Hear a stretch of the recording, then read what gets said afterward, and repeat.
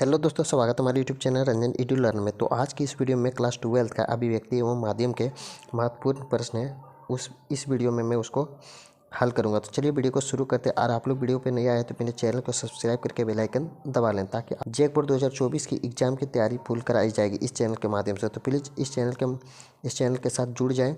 चलिए पहला प्रश्न देखते हैं। पहला प्रश्न पूछ रहे हैं, निबंध साहित्य की एक विधा है, यानी एक विधा क्या है? तो इसका सही आंसर हो जाएगा ऑप्शन नंबर 1, यानी कि गद्य।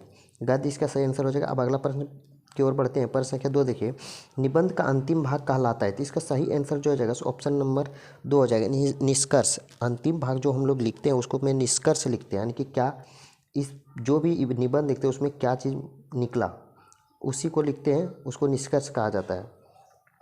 प्रश्न संख्या 3 देखिए, अच्छा, अनुच्छेद किस विधा का संक्षिप्त रूप है? तो इसका सही आंसर जो हो जाएगा सो ऑप्शन नंबर 2 हो जाएगा, यानी निबंध। निबंध इसका सही आंसर हो जाएगा।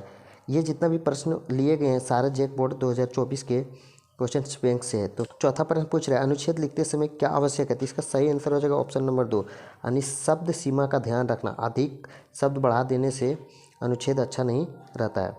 अब प्रश्न संख्या 5 देखिए, परिपत्र किस श्रेणी का पत्र है? तो इसका सही आंसर हो जाएगा ऑप्शन नंबर 2, यानी कार्यालयी इसका सही आंसर हो जाएगा। प्रश्न संख्या 6 देखिए, अधिसूचना का प्रकाशन कहाँ होता है? तो इसका सही आंसर जो है सो ऑप्शन नंबर 4 है, यानी राजपत्र गजट में।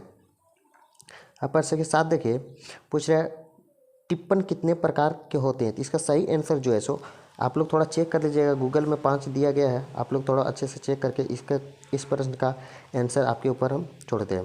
प्रश्न संख्या 8 देखिए, पूछा है कार्यालय पत्र में सबसे ऊपर लिखा जाता है। तो सबसे पहले जो लिखा जाता है कार्यालय पत्र में पत्र क्रमांक लिखा रहता है। जैसे जेक बोर्ड द्वारा जारी किया रहता है तो उसमें भी लिखा रहता है पत्र क्रमांक, यानी कि उसका नंबर कितना है। तो इसका सही आंसर हो जाएगा पत्र क्रमांक। अब अगला प्रश्न देखिए, प्रश्न संख्या 9 पूछ रहा है परिपत्र किस शैली में लिखा जाता है? तो इसका सही आंसर जो है सो अन्य पुरुष शैली, अन्य पुरुष शैली में लिखा जाता है।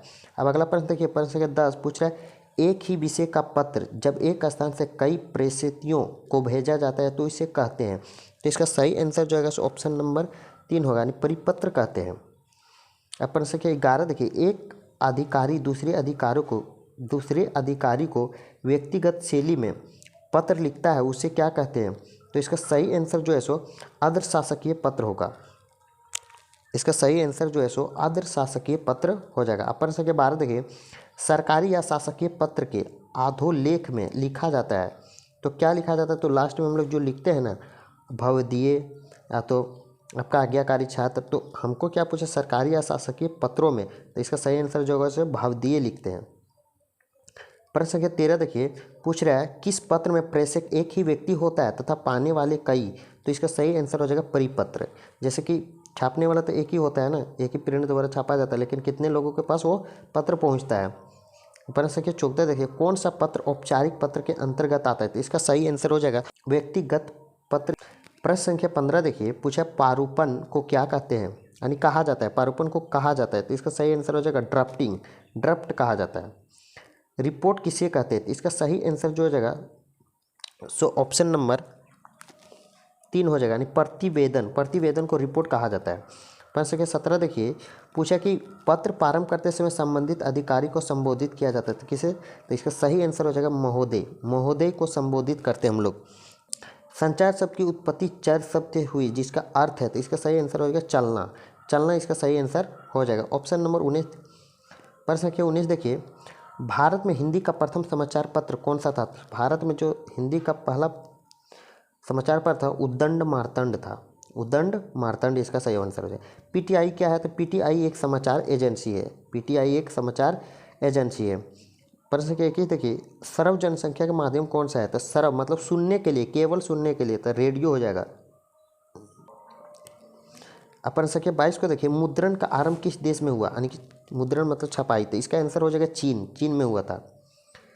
प्रश्न संख्या 23 देखिए, भारत का पहला छापाखाना कब खुला? तो इसका सही आंसर जो हो जाएगा सन 1556 ईस्वी में भारत में पहला छापाखाना खुला था। वो भी कहाँ खुला था? तो गोवा में।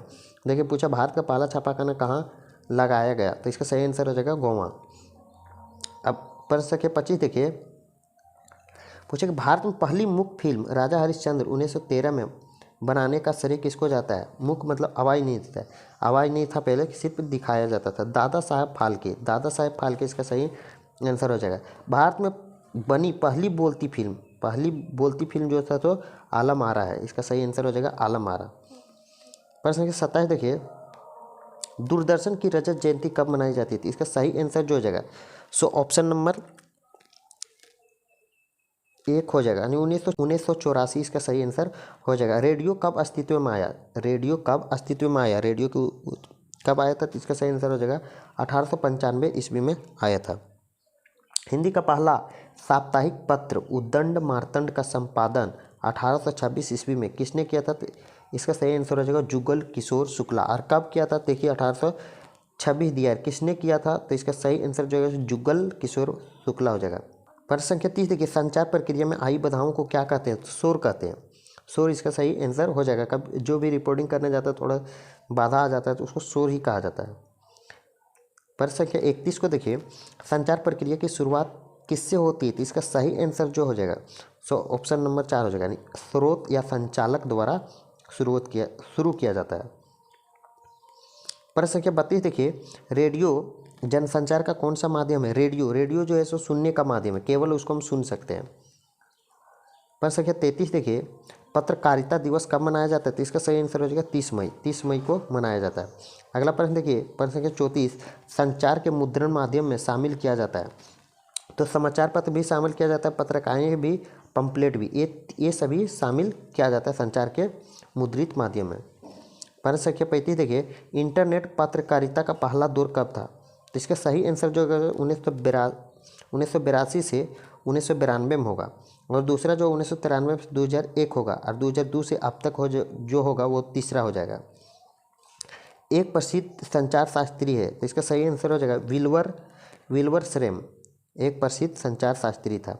उल्टा पिरामिड शैली का प्रयोग किस लेखन में होता है? तो इसका सही आंसर हो जाएगा ऑप्शन नंबर 4, संचार लेखन में किया जाता है। अखबार की आवाज़ किसे माना जाता है?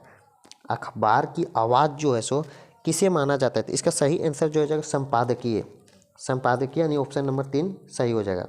अब प्रश्न संख्या 39 देखिए, निम्न में से किसे समाचार पत्र की आत्मा कहा जाता है? तो इसका जो सही आंसर हो जाएगा ऑप्शन नंबर 1 होगा, यानी संपादकीय पृष्ठ। प्रश्न संख्या 40 को देखते हैं, संपादकीय किसी भी समाचार पत्र या पत्रिका की रीति नीति का दर्पण होता है। यह कथन किसका है? यह कथन डॉक्टर हरि मोहन का है, जो कि आपके ऑप्शन नंबर 4 में है। प्रश्न संख्या 41 के देखिए, संपादक को उसके विविध कार्यों में सहायता प्रदान करना किसका कार्य है? तो इसका जो सही आंसर हो जाएगा, यानी कि 41 का ऑप्शन नंबर 2 हो जाएगा, यानी संयुक्त संपादक का। प्रश्न संख्या 42 देखिए, संपादकीय लेखन का दायित्व किसका होता है? तो इसका सही आंसर हो जाएगा सहायक संपादक का और संपादक का। सहायक संपादक और संपादक दोनों को होता है। इसका सही आंसर हो जाएगा ऑप्शन नंबर 3, 1 और 2 दोनों। अब प्रश्न संख्या 43 देखिए, रिपोर्ट प्रस्तुतीकरण की प्रक्रिया क्या कहलाती है? तो इसका सही आंसर हो जाएगा रिपोर्टिंग कहलाता है। आसान सा है, रिपोर्ट प्रस्तुतीकरण यानी रिपोर्ट को दिखाना, रिपोर्टीकरण का हो गया। रिपोर्ट क्या है? तो इसका सही आंसर हो जाएगा ऑप्शन नंबर ए, किसी घटना की तथ्यात्मक जानकारी। अब आगे बढ़ते, अगर मेरे चैनल पे नहीं आए तो प्लीज़ मेरे चैनल को सब्सक्राइब करके बेल आइकन दबा लें, ताकि आप लोग को बोर्ड की परीक्षा की तैयारी इस चैनल के माध्यम से पूरी कराई जाए। प्रश्न संख्या 45 देखिए, एक आलेख लेखन की भाषा कैसी होनी चाहिए? तो इसका आंसर हो जाएगा ऑप्शन नंबर 4, यह सभी, यानी सरल भी होना चाहिए, सुगम भी होना चाहिए, प्रभावी भी होना चाहिए। प्रश्न संख्या 46 को देखते हैं, पूछ रहे निम्नलिखित में कौन सा तत्व आलेख लेखन का तत्व नहीं है? इसमें पूछा आलेख लेखन का तत्व नहीं है, तो इसका सही जो आंसर हो जाएगा ऑप्शन नंबर 4 हो जाएगा, यानी मनोरंजकता जो है आलेख लेखन का कोई भाग नहीं है। प्रश्न संख्या 47 देखिए, आलेख एक विधा है, क्या चीज़ क्या है? गद्य लेखन की, पद्य लेखन की। तो इसका सही आंसर जो हो जाएगा सो ऑप्शन नंबर ए हो जाएगा, गद्य लेखन की। पहला प्रश्न में भी इस प्रश्न को हम दिए थे और इसमें भी दिए हैं। प्रश्न संख्या 48 देखिए, आलेख के लिए अंग्रेजी में कौन सा शब्द प्रयुक्त किया जाता है? तो आलेख के लिए जो है इंग्लिश वर्ड जो है आर्टिकल इसका सही आंसर हो जाएगा। अब प्रश्न संख्या 49 देखिए, सुव्यवस्थित, सृजनात्मक और आत्मनिष्ठा लेखन को क्या कहा जाता है? तो इसका सही जो आंसर है ऑप्शन नंबर 1, यानी फीचर कहा जाता है। अब प्रश्न संख्या 50 को देखते हैं, निम्नलिखित में से फीचर का क्या उद्देश्य होता है? तो इसका सही जो आंसर हो जाएगा ऑप्शन नंबर 4 यानी उपयुक्त सभी होगा। प्रश्न संख्या 51 देखिए, फीचर लेखन के संबंधित में निम्नलिखित में से असत्य कथन का चयन कीजिए, मतलब वो कथन असत्य है। तो इसका सही जो आंसर हो जाएगा सो ऑप्शन नंबर 3 हो जाएगा, यानी फीचर आत्मनिष्ठा लेखन है, यह कथन असत्य है, क्योंकि फीचर आमतौर पर तथ्य सूचनाओं को विचार आधारित तथ्यात्मक विवरण का विश्लेषण होता है, ये सही है। फीचर में लेखक के पास अपना दृष्टिकोण, राय, भावनात्मक जाहिर करने का अवसर होता है, ये भी सही है। तीसरा फीचर आत्मनिष्ठ लेखन है, ये नहीं, ये गलत होगा, ऑप्शन नंबर 3 गलत होगा। फीचर को अखबार का आवाज़ माना जाता है, ये भी सही है। तो इसके ऑप्शन नंबर 3 इसका सही आंसर हो जाएगा। अब अगला प्रश्न की ओर बढ़ते हैं, प्रश्न संख्या 52। प्रश्न संख्या 52 को देखते हैं, फीचर लिखते समय किन बातों पर ध्यान रखना जरूरी है? तो इसका सही आंसर हो जाए विषयों से जुड़ी पात्रों की मौजूदगी होना चाहिए, जो भी विषय पर चर्चा कर रहे उसको लिखना जरूरी है। फीचर मनोरंजक के साथ सूचनात्मक भी हो, मनोरंजन भी थोड़ा बहुत होना चाहिए, इसलिए इसका आंसर जो हो जाएगा सो ऑप्शन नंबर 1 और 2 दोनों होगा। प्रश्न संख्या 53 देखिए, फीचर लेखन का प्रथम चरण है। तो फीचर लेखन का प्रथम चरण जो है सो ऑप्शन नंबर 3 हो, यानी कि शीर्षक हो जाएगा। ऑप्शन नंबर 1 आपका सही आंसर है। प्रश्न संख्या 54 देखिए, फीचर शब्द का अर्थ है। तो फीचर शब्द का अर्थ है रूपरेखा, रूपरेखा इसका सही आंसर हो जाए। प्रश्न संख्या 54 को हल हो गया। आप फीचर में तथ्यों की प्रस्तुति का ढंग कैसा होता है? तो इसका सही आंसर हो जाएगा मनोरंजक, मनोरंजक होता है। प्रश्न संख्या 56 देखिए, फीचर किस प्रकार की विधा मानी जाती है? तो इसका सही आंसर जो हो जाएगा सो ऑप्शन नंबर